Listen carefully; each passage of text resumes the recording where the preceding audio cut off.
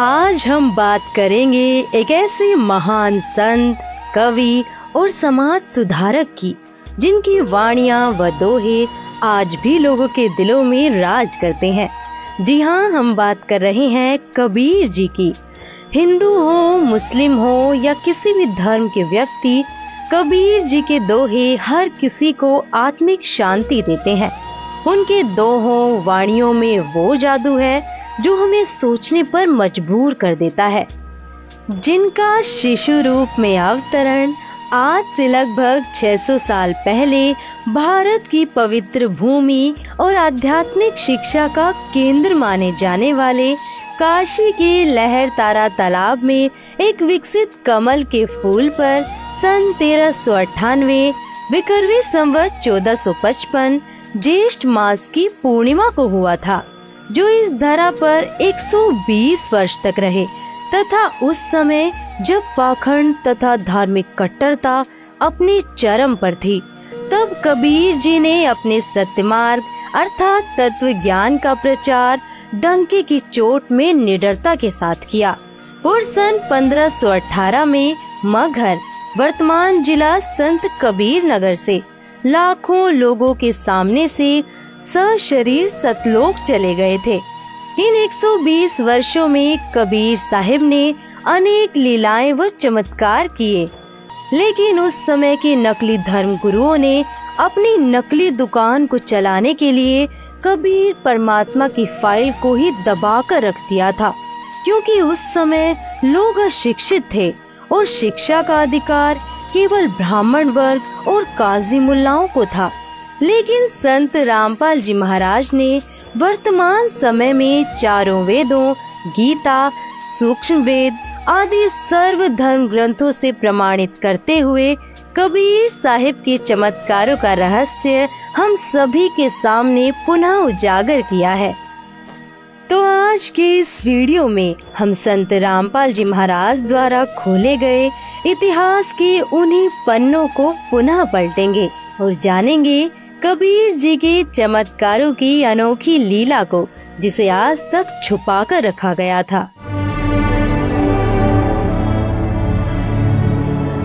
ये वो समय था जब मनुष्य पाप के अंधकार में डूबता जा रहा था। एक और थी काशी, जहाँ धर्म का अर्थ केवल कर्म कांड, जात पात और मूर्ति पूजन रह गया था, जहाँ शास्त्रों को केवल ब्राह्मण पढ़ सकते थे और छोटी जाति वालों को तो शिक्षा तक का अधिकार नहीं था। वे पवित्र शास्त्रों को पढ़ना तो दूर छू भी नहीं सकते थे, जहाँ भक्ति नहीं पाखंड का बोलबाला था।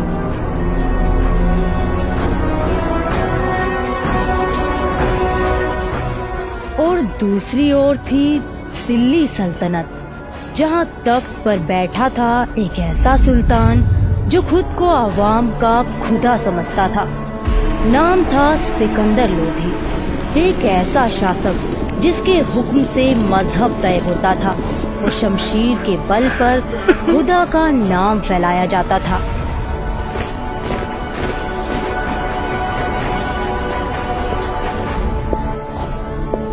काशी में ब्राह्मणवाद की जंजीरें थी, दिल्ली में इस्लामी सल्तनत की तलवारें। एक तरफ पंडितों का दंभ, दूसरी ओर मुल्लाओं की साजिशें।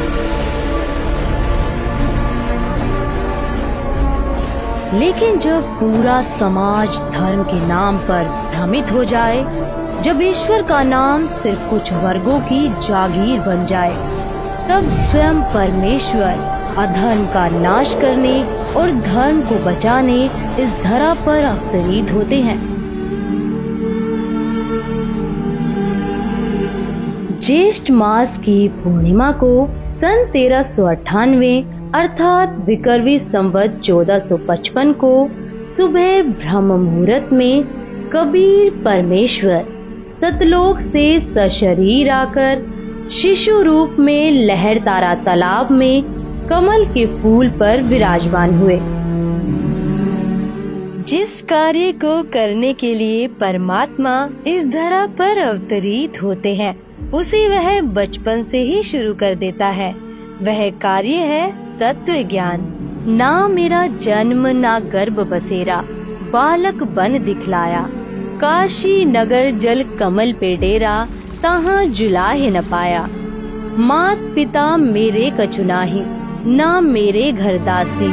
जुल्हे का सुत आन कहाया, जगत करे मेरी हासी।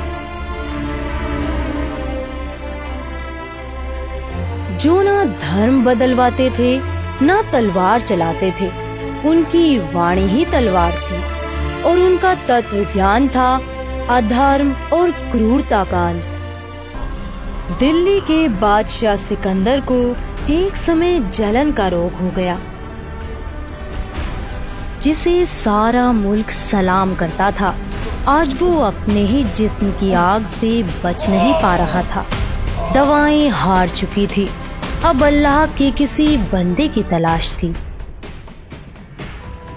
बादशाह सलामत, कैसी तबीयत है अब? जिस्म जला नहीं पर जान हर लम्हा राख हो रही है पीर जी। हुजूर, हमने हर औषधि हर मंत्र आजमा लिया। बादशाह, कुरान की तिलावत भी करवाई गई, मगर कोई राहत नहीं मिली। हमने हर नुस्खा आजमा लिया, अब दवा नहीं, शायद दुआ ही असर कर दे।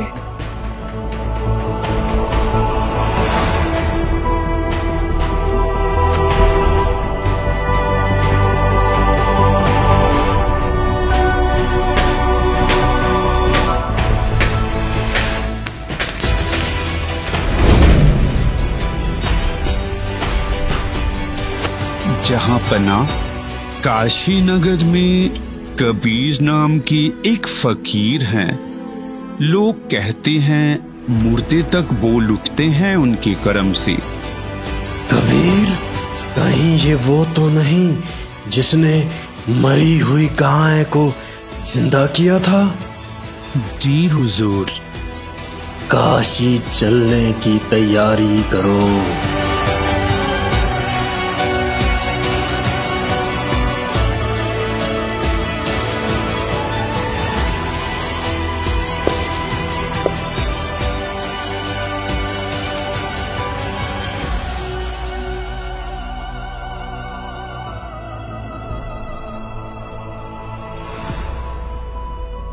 हजारों फौजें साथ थी, परंतु सिकंदर के भीतर सिर्फ एक सन्नाटा था। जीवन और मृत्यु के बीच वह एक अनजानी उम्मीद के पीछे बढ़ रहा था। बादशाह सलामत, कृपया भोजन स्वीकार करें। तेरी खातिरदारी लाजवाब है वीर देव, मगर इस जलन ने सब लुत्फ छीन लिया है। ना नींद ना राहत, बस ये जलन हर पल निकलती जा रही है। सब कुछ आजमा लिया, अब तो मौत ही आखिरी मरहम लगती है। सुना है यहाँ कोई कबीर नाम के महापुरुष हैं? जहांपना, आप अब सही चौखट पर हैं। कबीर साहिब केवल संत नहीं हैं, वे स्वयं साक्षात परमेश्वर हैं। यदि उनकी कृपा दृष्टि हो गई तो आपका रोग पूर्णतः ठीक हो जाएगा। तो बुलाओ उन्हें अभी की अभी वीर देव। आपकी आज्ञा सिर माथे बादशाह सलामत, पर एक विनती है आपसे। बेशक, कहो। कहते हैं संत जनों को बुलाया नहीं जाता, उनकी द्वार पर सिर नवाया जाता है। यदि वो पधार भी गए और कृपा दृष्टि न हुई तो उनका आगमन भी निष्फल ही ठहरेगा। बाकी आपकी इच्छा शहंशाह। इंशाअल्लाह राहत अगर उसी दर पे है तो मैं खुद चलूंगा। शाम ढल रही थी। काशी की गलियां धीरे धीरे मौन में डूब रही थी। वीरदेव सिंह जानता था यही वो वेला है जब स्वयं परमेश्वर कबीर जी अपने औपचारिक गुरु स्वामी रामानंद जी के आश्रम में प्रतिदिन आरती करने के लिए आते थे। और आज उसी आश्रम के द्वार पर खड़े थे काशी के नरेश और दिल्ली का क्रूर सुल्तान सिकंदर लोधी। परमात्मा से मिलने की घड़ी समीप थी। जब वहां पहुंचे तो मालूम हुआ कि कबीर जी अभी आश्रम नहीं लौटे। राजन, इस घड़ी वो जरूर पधारते हैं। जब तक कबीर जी तशरीफ लाएं, क्यों ना यहीं आश्रम में कुछ देर इंतजार कर लें। सेवक, निवेदन करो स्वामी जी से। दिल्ली के बादशाह उनके दर्शनों के इच्छुक हैं और कबीर जी का इंतजार भी यहीं उनके आश्रम में करना चाहते हैं। सेवक भीतर गया और निवेदन सुनाया, पर वहाँ उत्तर नहीं, अपमान मिला। रामानंद जी जो मुसलमानों से घृणा करते थे, कह दो उन मांस खाने वाले पापी मलेच्छों की शक्ल भी नहीं देखता मैं। अगर बैठना है तो बाहर बैठ जाए। अगर ये महात्मा दिल्ली के ताज की तौहीन कर सकता है तो न जाने आम मुसलमानों के साथ कैसा सलूक करता होगा। अभी सबक सिखाता हूँ इसे। कृपया संयम रखिए बादशाह सलामत। गुस्से ने उसकी अक्ल पर पर्दा डाल दिया और एक ही वार में उसने रामानंद जी का कत्ल कर डाला।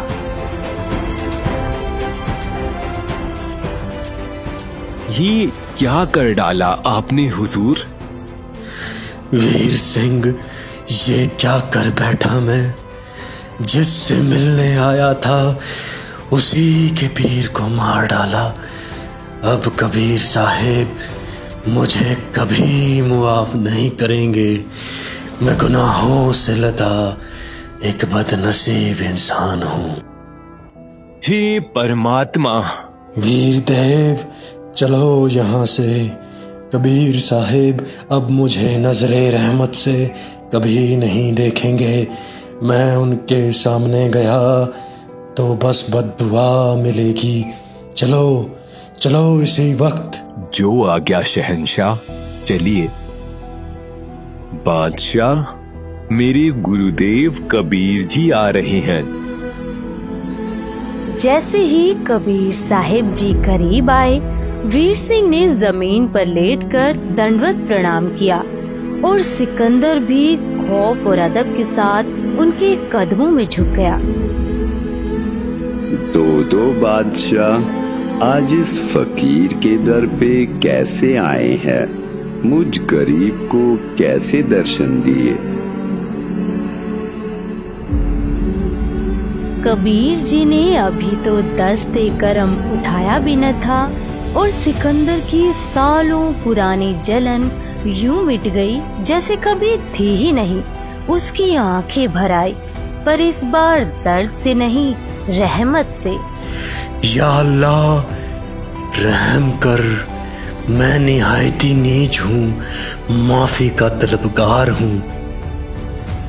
दिल्ली का बादशाह सिकंदर आज एक फकीर के कदमों में गिरा पड़ा था और बस रोए जा रहा था। क्या बात है बादशाह?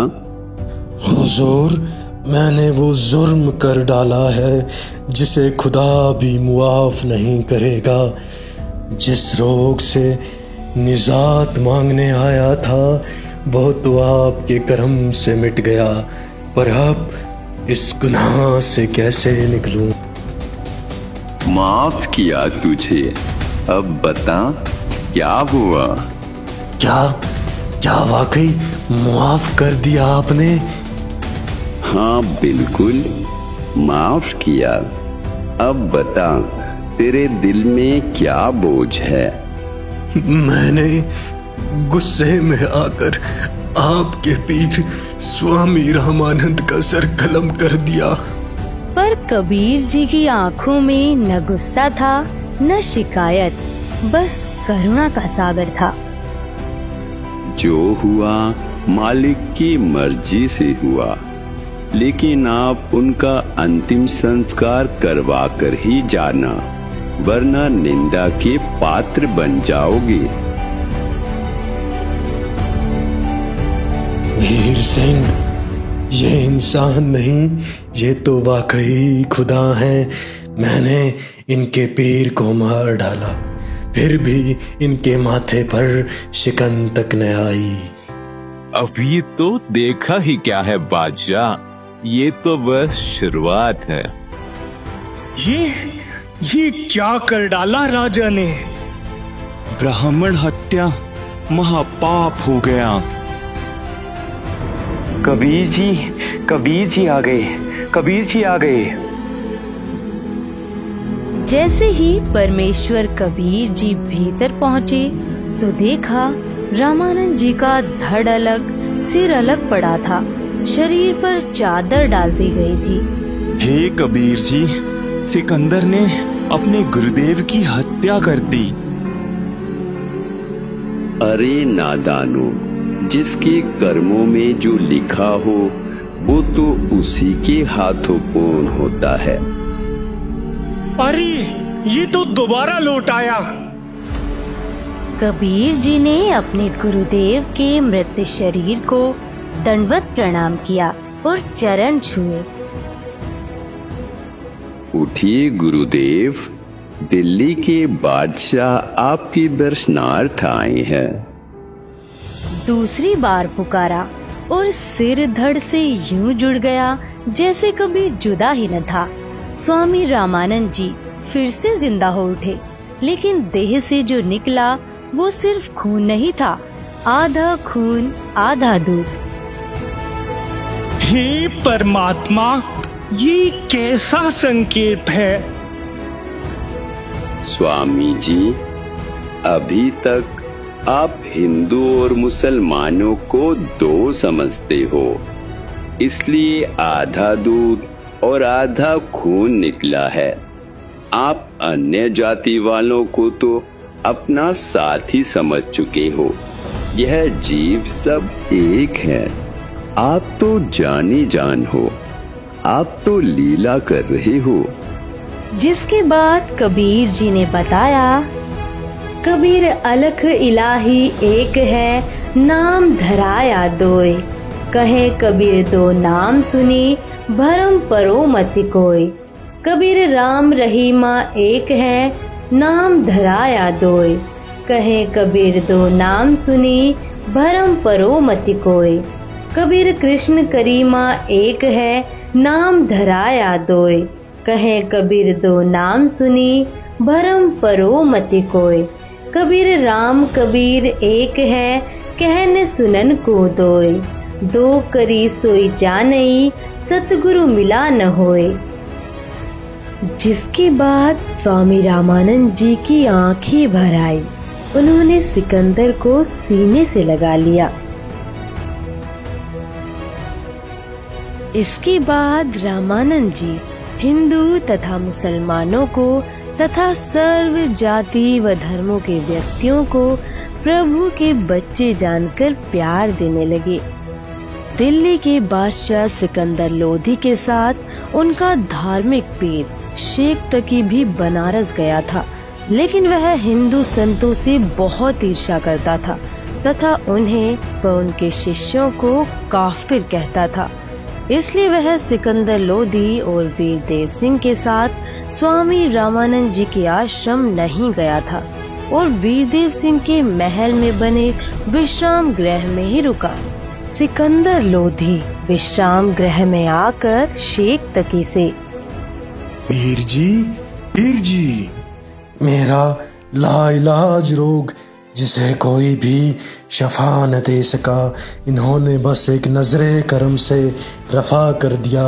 और ऐसे भी पीर जी, उन्होंने मेरे सामने मेरे ही हाथों कत्ल किए गए उनके गुरुजी को फिर से जिंदा कर दिया। शेख तकी जलन से भर उठा और कहने लगा, अगर ये कबीर अल्लाह है तो मैं इसका इम्तिहान लूंगा। अगर ये मेरे सामने किसी मुर्दे को जिंदा कर दे तो मैं इसे अल्लाह मान लूंगा, वरना दिल्ली जाकर ऐलान कर दूंगा कि शाह सिकंदर लोधी अब हिंदू बन चुका है। सिकंदर लोधी ये सुनकर परेशान हो गया। उसे डर था कि अगर शेख तकी ने ऐसा कर दिया तो पूरे मुल्क में बगावत छिड़ जाएगी।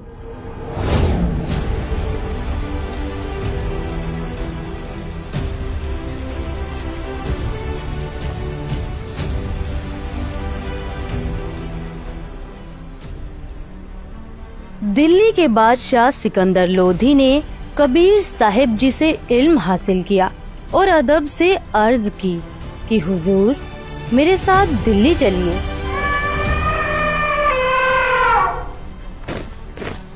बादशाह ने कबीर जी को अपने साथ हाथी की अंबारी में बैठाया, जिसमें बादशाह के सिवा किसी को बैठने की इजाजत नहीं थी। सब लोग दिल्ली के लिए रवाना हो गए। रात के वक्त सफर में एक दरिया के किनारे काफिला ठहरा ताकि सुबह आगे का सफर तय किया जाए।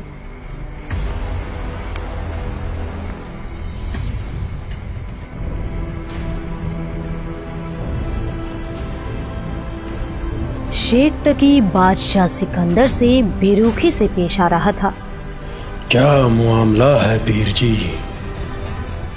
तुझे नहीं पता इस कबीर काफिर को अपने साथ क्यों रखा है? ये काफिर नहीं, अल्लाह है पीर जी। अच्छा, अब अल्लाह इंसानी शक्ल में आ गया। अल्लाह ऐसे हैं पीर जी? आखिर आपको यकीन कैसे होगा पीर जी? अगर वो काफिल मेरे सामने किसी मुर्दे में जान फूंक दे तो हमें यकीन आएगा।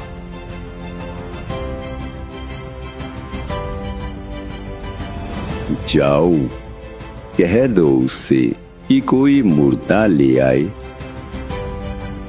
अगले रोज सुबह एक 10-12 साल के बच्चे की लाश दरिया में तैरती हुई नजर आई।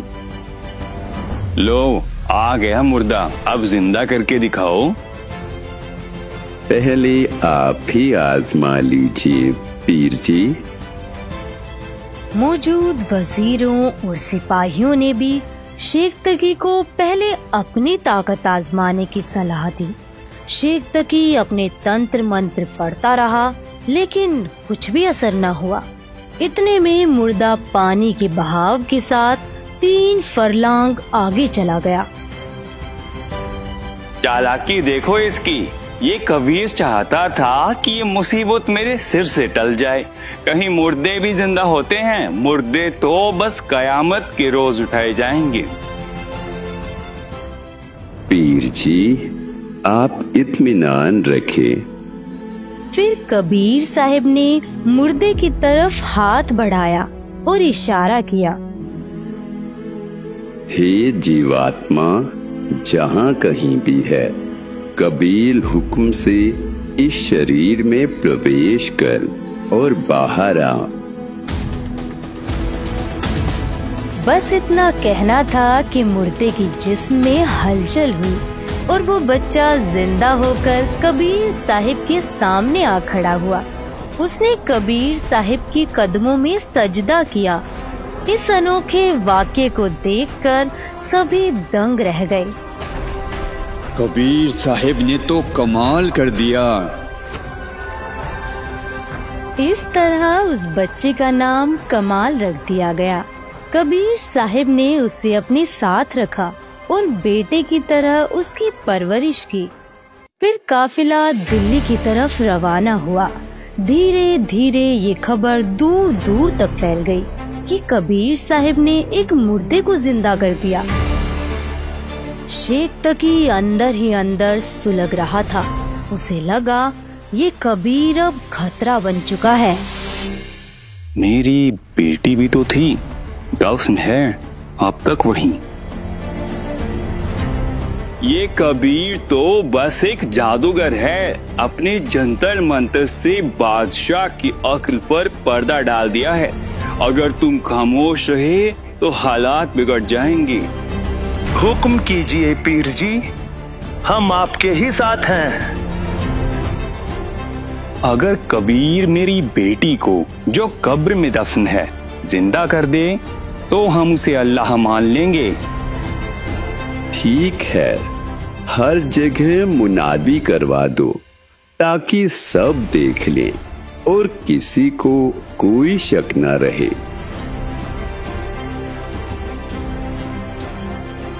सुनो सुनो सुनो, बादशाह का हुक्म हुआ है। 3 रोज बाद कबीर जी पीर शेख तकी की 13 बरस की बेटी जो कब्र में दफन है उसे जिंदा करेंगे। सभी इस करामात को देखने जरूर पहुंचें। ये वही पीर है ना जिसने बादशाह के जलन वाले मर्ज को एकदम खत्म कर दिया था? हाँ, और सुना है एक मुर्दा भी जिंदा कर दिया था उसने।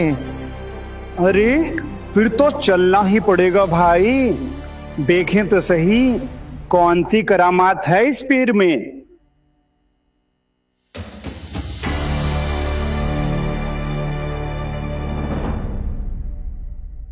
हजारों लोग इस अनोखे वाक़े को देखने के लिए जमा हुए। कबीर जी ने कब्र खुदवाई जहां एक 12-13 साल की लड़की की लाश थी। पहले आप कोशिश करें। अगर वाकई करामात होती तो अपनी बेटी को कौन मरने देता पीर जी? औलाद के लिए तो आदमी जान तक दे देता है। मेहरबान हैं आप ही रहमत करें। हे शेख तकी की बेटी, जिंदा हो जा। क्या हुआ पीर साहब, जादू कमजोर पड़ गया क्या? हे शेख तकी की बेटी, जिंदा हो जा। कह रहा था अल्लाह है तू, अब क्या हुआ? हे शेख तकी की बेटी, जिंदा हो जा। देखा, पाखंडी का पाकड़ पकड़ा गया। ठहरिए पीर जी। हे जीवात्मा, जहां कहीं भी है, कबील हुक्म से इस शरीर में प्रवेश कर और बाहर आ।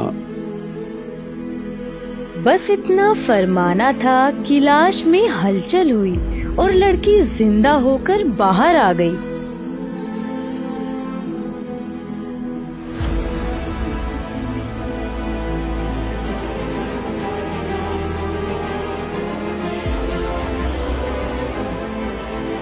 उसने दौड़कर कबीर साहिब जी के कदमों में सजदा किया।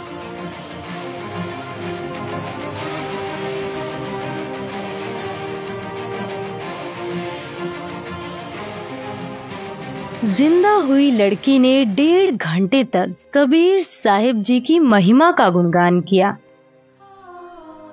ये कोई मामूली बुनकर नहीं, ये वही है जो अनगिनत जहानों के मालिक हैं। तुम इंसान समझ बैठे हो इन्हें, और मैं कहती हूँ खुदा है ये। इनके कदमों में गिरकर अपनी रूह को निजात दिलाओ, वरना ये मौका फिर कभी न मिलेगा। यही रास्ता है उस जहां तक पहुंचने का जहां कभी मौत नहीं आती। इस काल के फंदे से निजात सिर्फ एक के पास है, बंदी छोड़ कबीर साहिब।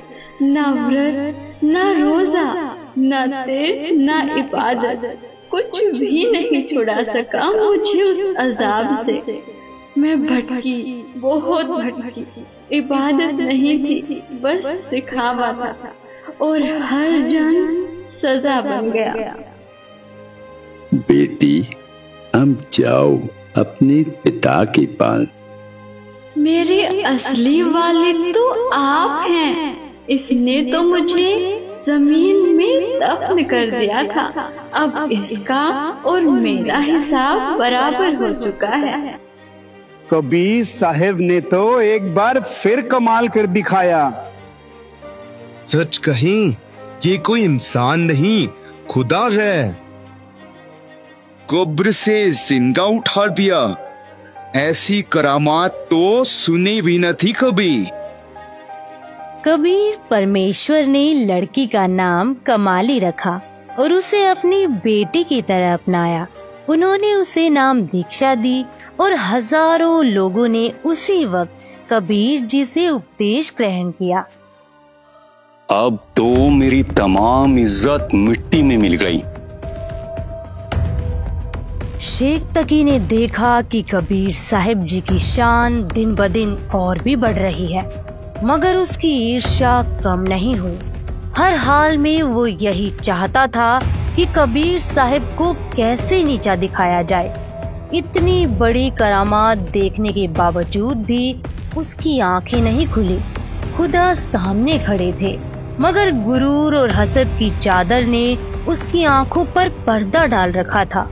कुछ दिनों बाद शेख तकी ने फिर से मुसलमानों को इकट्ठा किया और ऊंचे स्वर में ऐलान किया, ये कबीर कोई जादूगर है, हम इसका एक और इम्तिहान लेंगे।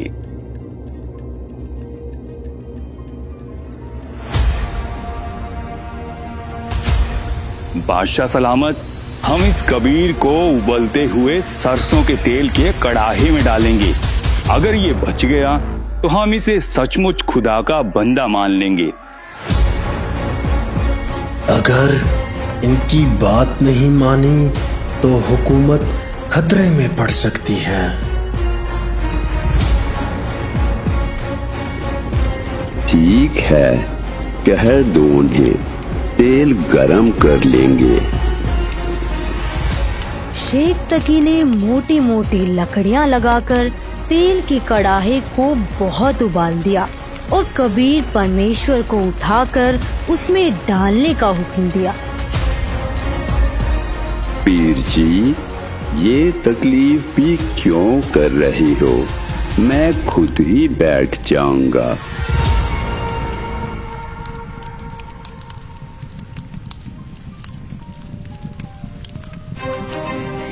ये कहकर कबीर साहिब जी खुद ही उबलते हुए तेल के कड़ाहे में बैठ गए। सिर्फ उनकी गर्दन बाहर दिखाई दे रही थी, बाकी जिस्म खौलते तेल में था। कबीर साहिब जी आराम से बैठे थे, मानो किसी ठंडे पानी में बैठे हों, लेकिन शेख तकी फिर भी कबीर जी पर तंज कसे जा रहा था। ये जादूगर है, इसने तेल की तासीर ठंडी कर दी, वरना ये उबाल बहुत तेज था। कहीं सचमुच तेल ठंडा तो नहीं हो गया? मुझे खुद आजमाना चाहिए।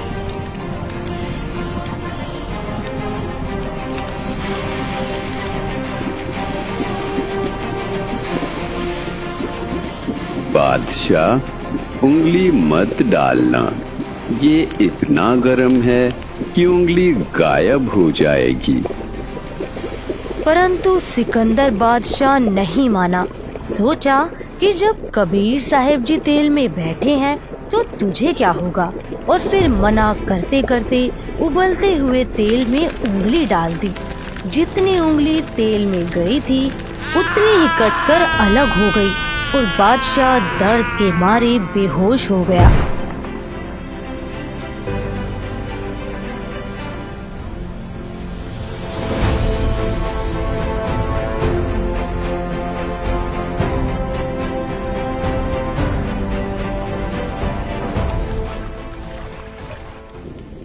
तब कबीर साहिब जी कड़ाहे से बाहर आए और सिकंदर की कटी हुई उंगली को पकड़कर पूरा कर दिया। जैसे ही उंगली सही हुई, सिकंदर होश में आ गया। सिकंदर लोधी फौरन कबीर साहिब जी के कदमों में गिर पड़ा और क्षमा याचना करने लगा। हे अल्लाह के सच्चे नुमाइंदे, मुझे मुआफ कर दीजिए, मैं आपकी अजमत को ना पहचान सका। बादशाह, आपका कसूर नहीं है। काल नहीं चाहता कि मेरे बच्चे मुझे पहचान लें।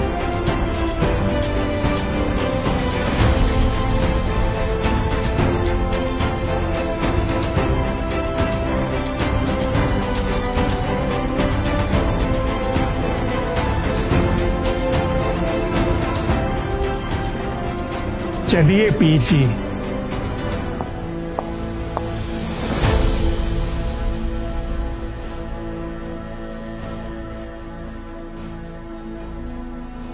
हुजूर, ये शेख तकी मानने को तैयार नहीं है।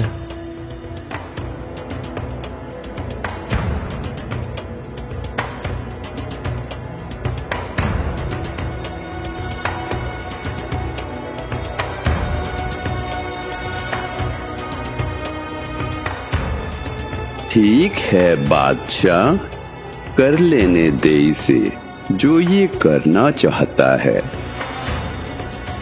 शेख तकी बांध के ले गया उस हस्ती को जिसे बांधा नहीं जा सकता था।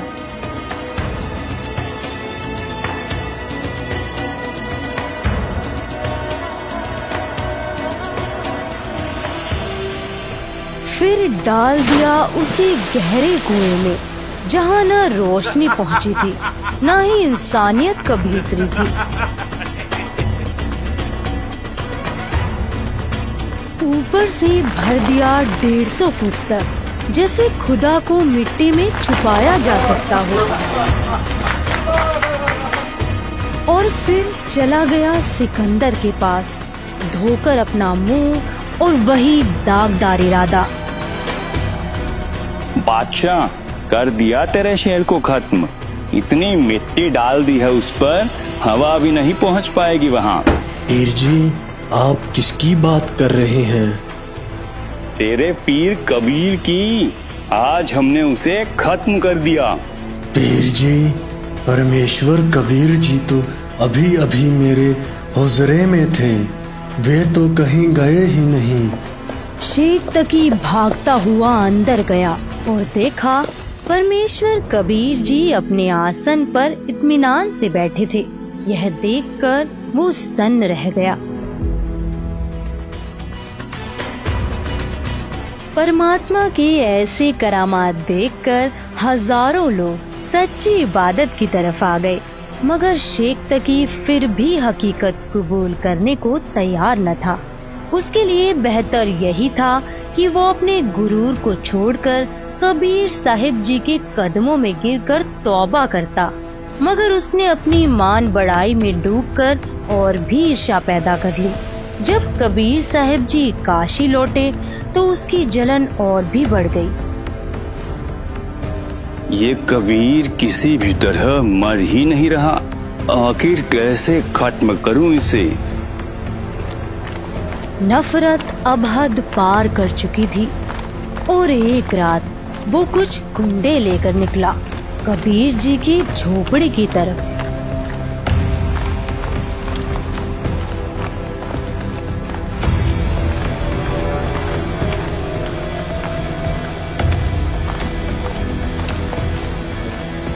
आज इस कबीर का वजूद ही मिटा देंगे, इसके टुकड़े टुकड़े कर दो। उस वक्त कबीर परमात्मा अपनी झोपड़ी में सुकून से विश्राम कर रहे थे। शेख तकी के इशारे पर गुंडों ने अपनी तलवारें निकाली और बेरहमी से कबीर साहिब पर वार करने लगे। देखते ही देखते उन्होंने उनके जिस्म के टुकड़े टुकड़े कर दिए। जब ये यकीन हो गया कि अब कबीर नहीं बचा, तो वे झोपड़ी से बाहर निकलने लगे।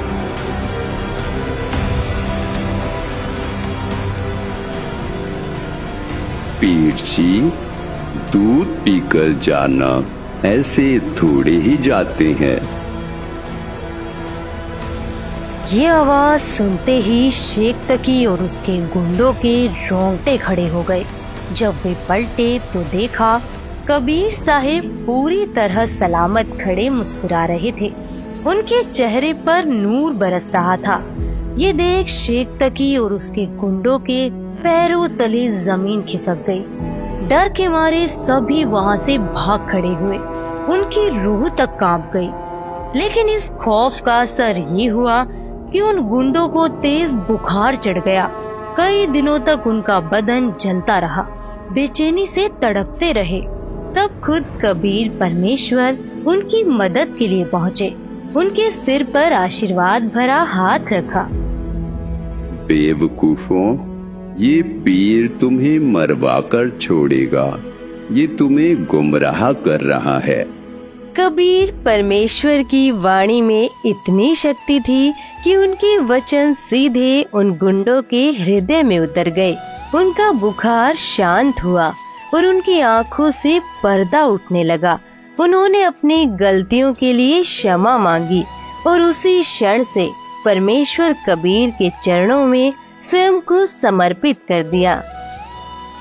कबीर की वाणी न सिर्फ शब्द थी बल्कि एक क्रांति थी। उन्होंने न धर्म बदला न तलवार उठाई, बस सत्य का दीप जलाया जो सदियों तक रोशन रहा। शेख तकी का गुरूर टूटा पर उसकी आंखें न खुली। शेख तकी का अहंकार और ईर्ष्या उसे सत्य से दूर करती चली गई।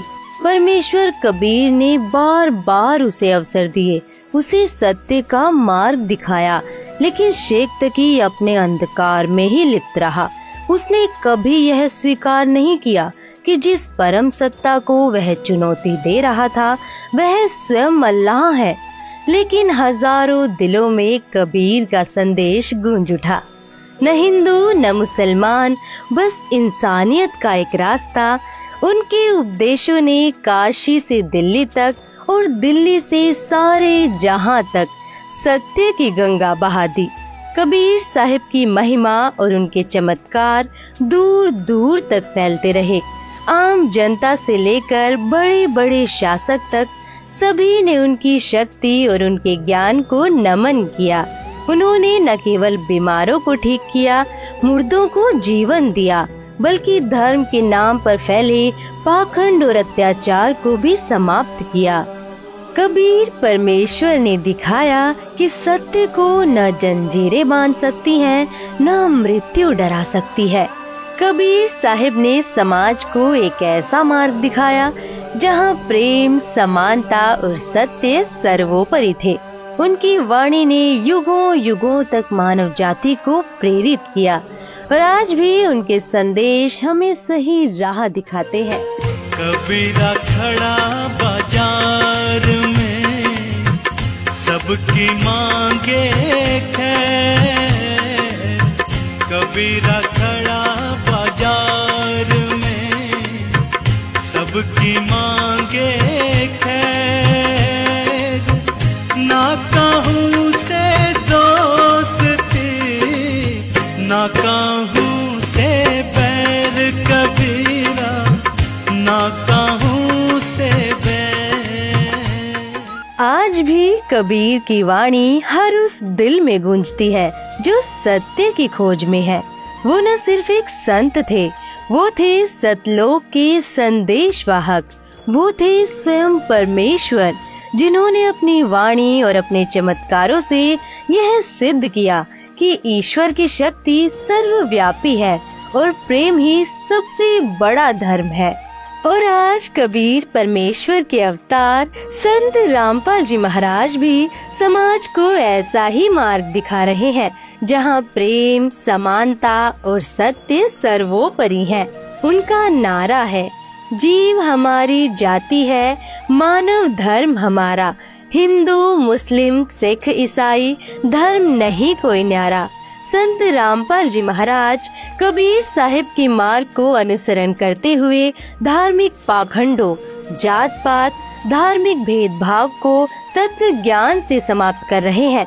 लेकिन जिस तरह करीब 600 वर्ष पहले कर्मकांडी ब्राह्मणों और काजियों ने आवाम को गुमराह कर कबीर साहिब के ऊपर अनेक सितम ढाए थे, जिसे अभी आपने वीडियो में देखा, ठीक उसी तरह आज के नकली धर्मगुरुओं द्वारा संत रामपाल जी महाराज के तत्व ज्ञान को रोकने का नाकाम प्रयास किया जा रहा है, जिसके कारण संत रामपाल जी महाराज को सन 1995 से आज तक संघर्ष का सामना करना पड़ रहा है। इस विषय में कबीर साहिब ने स्वयं भी कहा है, जो मम संत सत्य उपदेश दृढ़ावे, बाकी संग सब राड बढ़ावे। या सब संत महंतन की करणी, धर्मदास में तो सेवरणी। जिस तरह कबीर साहिब के तत्व ज्ञान को ये नकली धर्म गुरु 600 वर्ष पहले नहीं रोक सके थे, आज उसी तरह कबीर साहिब के अवतार संत रामपाल जी महाराज के तत्व ज्ञान को भी ये नकली धर्म गुरु नहीं रोक सकते, क्योंकि सत्य को कुछ समय छुपाया तो जा सकता है, लेकिन उसे मिटाया नहीं जा सकता। इसी तरह संत रामपाल जी महाराज के तत्व ज्ञान का सूरज दुनिया जहां में बहुत तेजी से फैल रहा है, उन्होंने ही कबीर साहिब के छुपा दिए गए इतिहास को सभी धर्मशास्त्रों से प्रमाणित करते हुए उजागर किया है। अतः आप सभी से निवेदन है कि कबीर साहिब के स्वरूप संत रामपाल जी महाराज को पहचाने, उनके तत्व ज्ञान को सुने तथा उनसे आदि सनातनी शास्त्र अनुकूल भक्ति प्राप्त करके अपने मानव जीवन का कल्याण करवाएं। धन्यवाद।